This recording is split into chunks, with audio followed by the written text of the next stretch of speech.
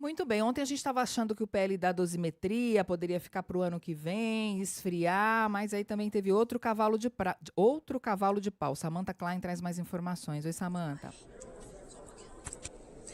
Oi, Débora e Vera. Olha, o projeto, inclusive, já está na discussão no plenário do Senado. O que já ocorreu? A urgência já foi aprovada, o PL da dosimetria, e a discussão do texto começou. O presidente Davi Alcolumbre também definiu que a votação será simbólica. A proposta reduz as penas para os envolvidos nos atos do 8 de janeiro e deverá beneficiar o ex-presidente Jair Bolsonaro. Mais cedo, na CCJ, o parecer do senador Esperidião Amin foi aprovado por 17 votos favoráveis e 7 contrários. Isso com um acordo do governo para avançar no Senado com o pacote econômico que justamente vai contribuir para viabilizar o orçamento do ano que vem. O líder do governo no Senado, Jacques Wagner, chegou a afirmar que fez um acordo de procedimento para permitir o avanço da tramitação do texto, disse inclusive que assumia a responsabilidade pela articulação, e a manifestação dele ocorreu após a ministra Gleisi Hoffmann, da Secretaria de Relações Institucionais, negar qualquer negociação envolvendo a dosimetria. Jacques Wagner negou qualquer troca de apoio político ao conteúdo da proposta e também gravou um vídeo, segundo ele, para esclarecer a manifestação dele na CCJ. Só para deixar claro, não tem acordo nenhum do governo, muito menos meu, em trocar uma coisa pela outra. O que nós queremos é aumentar o juro de bancos, bets e bilionários. E eles querem votar o tal projeto da dosimetria. A única coisa que foi feito é votar os dois projetos na tarde de hoje que interessa ao governo. Esse de aumentar os impostos sobre os barões, os ricos, os super ricos, e eles vão votar o que eles querem. Mas nós vamos votar contra a dosimetria. Fechamos questão do PT e a orientação do governo é contra a dosimetria e a favor de cobrar mais de bancos, bets e bilionários. É isso que nós vamos fazer. O líder do governo no Congresso, Randolfo Rodrigues, ao conversar conosco, jornalistas, parecia não ter sido informado a respeito desse acordo. Ele reforçou também que a matéria deve ser vetada pelo presidente Lula. Já o presidente da CCJ, Otto Alencar, que vinha trabalhando contra a aprovação do texto, manifestou frustração diante do acordo, mas reiterou que vai votar contra essa matéria, assim como todo o MDB, que tinha fechado ontem questão. Vale dizer também que o governo teve de se render para garantir a aprovação do projeto que corta os benefícios fiscais de forma linear e inclui aí o aumento da taxação das bets e fintechs. E aí a gente volta até a sonora do Jacques, em que ele fala taxar mais os barões. A equipe econômica conta com pelo menos 20 bilhões de reais em arrecadação para fechar as contas se esse projeto for aprovado. O texto foi analisado e votado ontem pelos deputados e precisa ser votado ainda hoje pelos senadores. E vale dizer que mais uma surpresa que ocorreu por aqui é que o projeto que libera os bingos e cassinos também deve ser incluído. E só para a gente ter uma ideia aqui do quanto tempo vai demorar essa discussão, a discussão do PL da dosimetria, só para finalizar, 15 senadores já estão inscritos. Com vocês. Obrigada, Samantha, pelas informações. Se foi um acordo, saiu caro para o governo, Vera? Bastante, Débora, porque é inexplicável, né? Como você explica, é mais difícil de explicar isso do que aquela triangulação estranha do Celso Sabino, que a gente já estava bastante perplexo aqui. Por quê?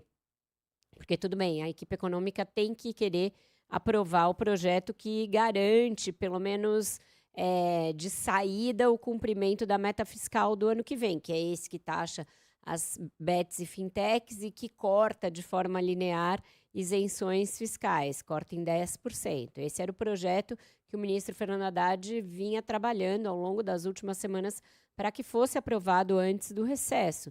Mas fazer uma troca em que isso entre como um contrapeso ao projeto da dosimetria, que reduz a pena para o Jair Bolsonaro, hoje, pela pena atual, né, e o regime de execução penal que existe no Brasil, ele terá de cumprir pelo menos 6 anos, podendo chegar a 8, dos 27 anos e 3 meses aos quais ele foi condenado.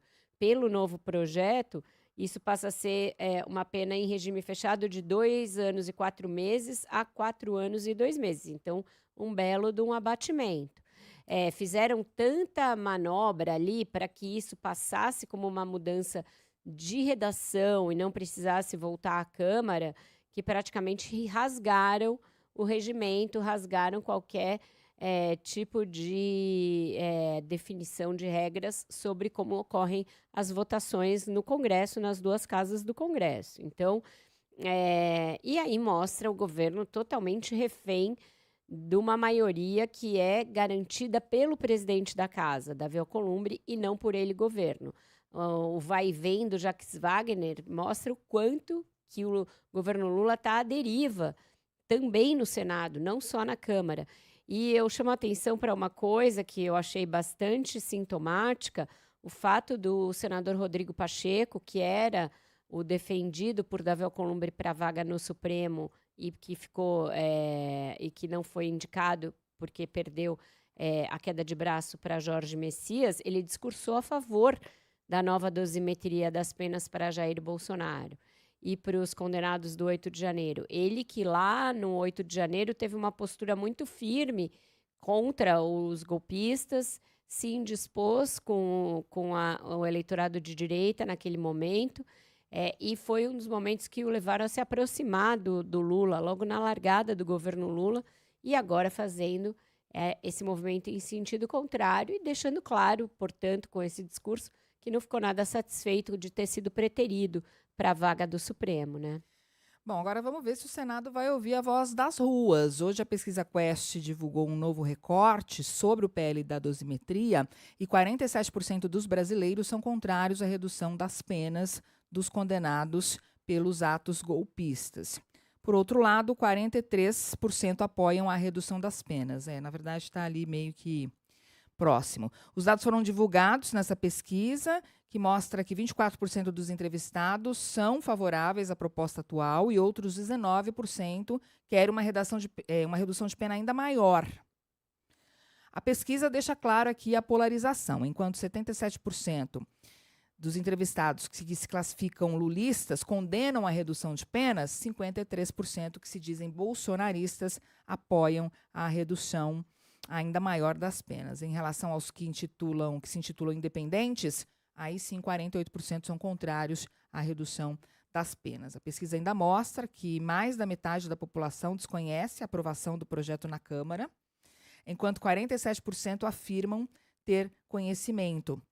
A maioria, 58%, acreditam que o projeto tem o objetivo de reduzir a pena de Bolsonaro, enquanto 30% avaliam que a ideia é mais ampla, que vale para todos. Dos que afirmam que o benefício é para o ex-presidente Jair Bolsonaro, 71% são lulistas, 85% dizem ser de esquerda, mas não lulista, e 34% são bolsonaristas.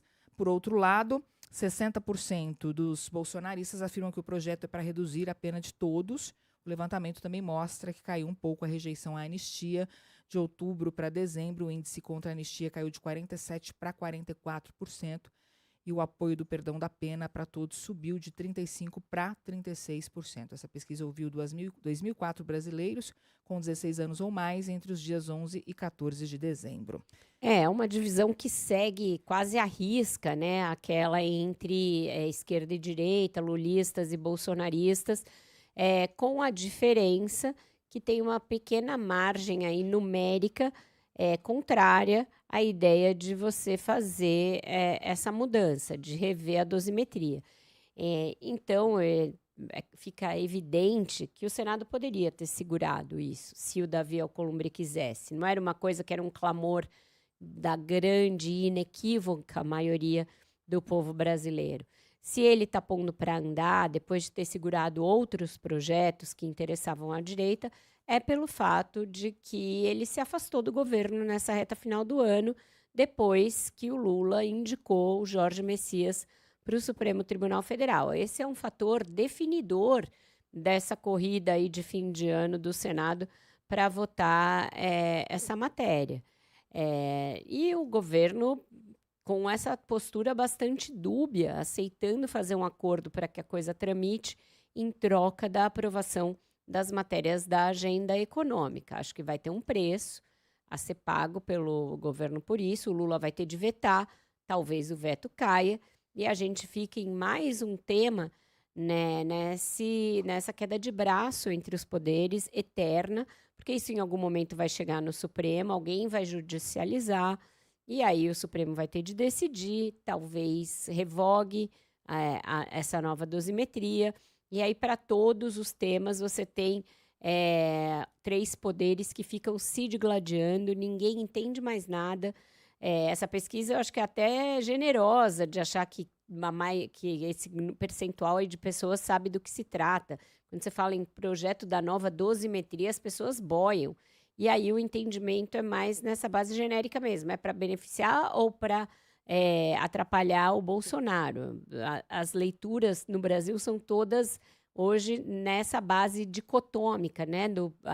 Ou é pró ou é contra. Então a polarização também pauta esses entendimentos bastante preto ou branco da realidade.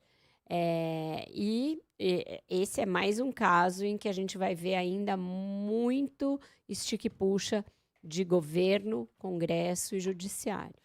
Uma curiosidade, o senador pelo PT do Espírito Santo, Fabiano Contarato, votou a favor do PL da dosimetria e disse que foi um erro na hora do registro, porque ele sempre se mostrou contrário a essa matéria e disse que já pediu para fazer a alteração.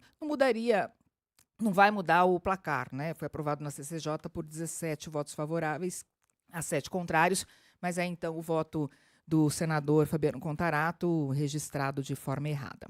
Momento Antônio Candir, né? Antônio Candir, no governo Fernando Henrique, tinha sido ministro do Fernando Henrique e foi o voto que definiu uma votação contrária à reforma da Previdência no governo FHC por um voto. Não passou e era o voto dele na época.